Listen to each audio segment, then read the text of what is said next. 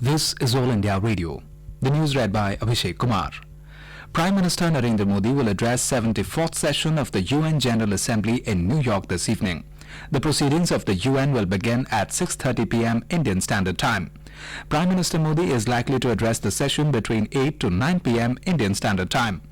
Briefing media ahead of Prime Minister's visit, Foreign Secretary Vijay Gokhale had said that Prime Minister will focus on several issues including development and climate change. The Prime Minister's speech at UN General Assembly comes at a time when India is ready to play a larger role on the world stage.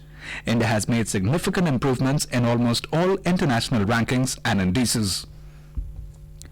The Prime Minister met the Iranian President Hassan Rouhani in New York last night. The two leaders discussed bilateral relations and exchanged views on regional and global developments of mutual interest. According to an official press release, the Prime Minister reiterated India's support for giving priority to diplomacy, dialogue and confidence building in the interest of maintaining peace, security and stability in the Gulf region, which is of vital importance for India. External Affairs Ministry spokesperson Ravish Kumar said the two leaders discussed bilateral cooperation and exchanged views on the situation in the region. India, along with Brazil, Germany and Japan, have made a strong pitch for berths as permanent members in the reformed United Nations Security Council. In a joint statement, the four countries reiterated their support for each other's candidatures as aspiring new permanent members in a reformed Security Council, given the capacity and willingness to take on major responsibilities with regard to maintenance of international peace and security. The statement said there is a clear need for an enhanced role of developing countries and of major contributors to the United Nations to make the Council more legitimate, effective and representative. The meeting was attended by External Affairs Minister S. Jaishankar and his three counterparts Ernesto Araujo from Brazil, Heiko Maas from Germany and Toshimitsu Motegi from Japan. The process of filing nomination papers for Maharashtra and Haryana Assembly elections began today with the issuance of notification. The last date for filing of nomination is 4th October. The scrutiny of the nomination papers will be done on 5th October. The Commission has set 7th October as the deadline for candidates to withdraw nominations. Polling for the 288 seats in Maharashtra and 90 seats in Haryana will be held on 21st October, while the counting will take place on 24th October. The Assam government has notified setting up of 200 additional appellate foreigners tribunals for hearing of appeals of those persons who have been excluded from the final NRC.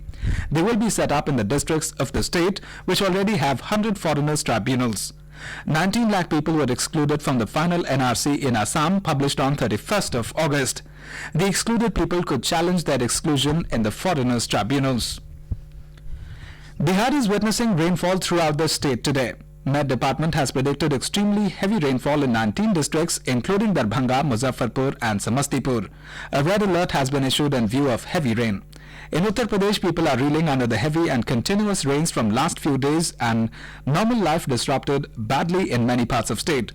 Meteorological Department has predicted heavy rainfall in some parts of state in next 2 days.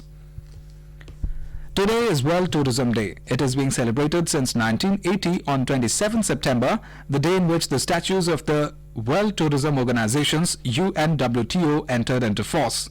This year, India is hosting the official celebrations of World Tourism Day with the theme Tourism and Jobs, a Better Future for All. On the occasion of World Tourism Day, Vice President M. Venkaiah Naidu today conferred the National Tourism Awards in various categories at a function in New Delhi. Indian shuttler Parupalli Kashyap progressed to the men's singles semi-finals of the Korea Open Badminton World Tour Super 500 tournament with a straight game win over former world number 2 Denmark's Jan O. Jorgensen in the quarter-final match played in Incheon today. In a clinical display, outsmarted Jorgensen 24-22, 21-8 in 37 minutes to make it to his second semi-final of the season. The 2014 Commonwealth Games gold medalist will now face world number 1 and two-time world champion Kento Momota of Japan tomorrow. In the latest rankings issued by the International Wrestling Federation, World Championship silver medalist wrestler Deepak Punia has jumped to world number 1 position in 86 kg category. But Bajrang Punia lost the top rank in 65 kg category. Meanwhile, in women's rankings, Vinesh Phogat has jumped to number 2 in 53 kg category. And that is the end of this news bulletin.